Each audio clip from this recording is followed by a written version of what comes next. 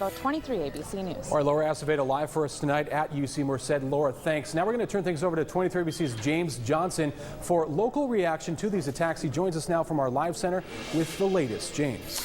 Tim, for some people, the stabbing happened a little too close to home, and viewers left comments on our 23 ABC Facebook page voicing their concerns. Marisol Garcia Cardenas writes, "I just spoke to my son. He's fine. Thank you, Jesus." Marianne White writes, "OMG, calling my daughter and Victor right now."